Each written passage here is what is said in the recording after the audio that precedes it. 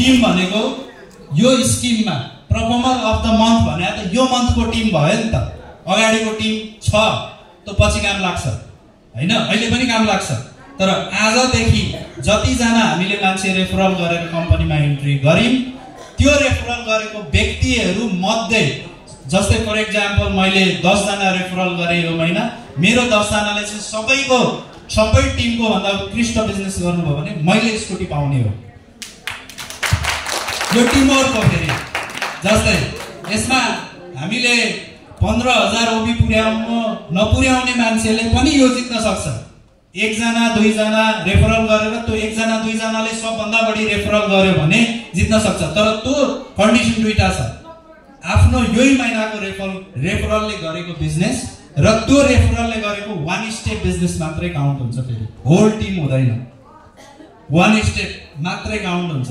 मैले 10 जना रेफरल गरे, त्यो 10 जनाले 10 ले 10 त्यो काउन्ट हुन्न, किनभने त्यसको अर्कोमा फेरि काउन्ट भयो नि त, डबल काउन्ट हुँदैन।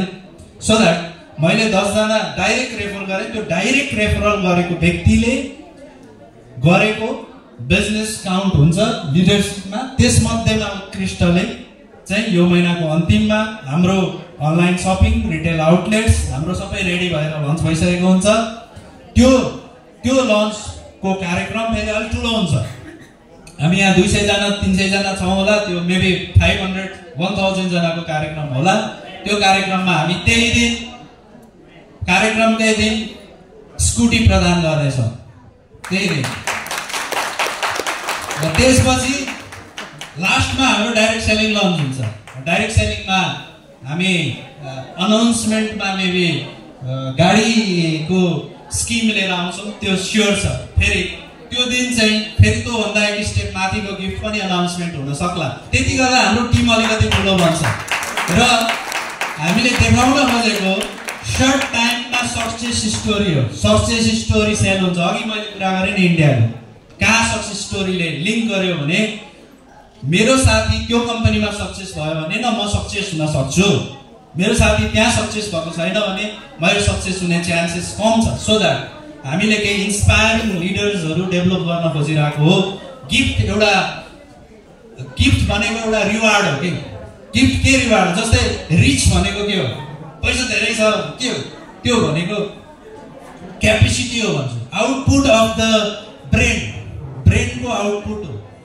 जो मान्छे तपाईको धेरै काम गर्न सक्छ, हार्डवर्किङ छ, जो मान्छे सोच्न सक्छ, जो मान्छे दुःख गर्न सक्छ, रिस्क लिन सक्छ, क्रिटिसिजम सहन सक्छ, त्यो मान्छे नै अचिभर हुने हो नि।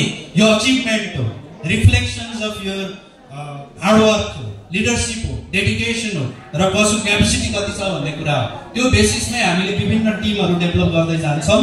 र हामीले डाइरेक्ट सेलिङसम्म लन्च गरेपछि 7वटा प्रदेशमा हाम्रो प्रोभिन्स अफिसहरू एक्टिभ हुन्छ र हामी त्यसपछि स्पिडमा काम गर्छौँ। र 2025 भित्रमा जनवरी अगाडि हामीले 1 मिलियनको युजर बेस पुर्याएर पनि रेकर्ड राखौँ न। त्यो स्पिडमा हामी जान खोजेको भन्दै अहिले म यहाँबाट बिदा भएँ। Thank you.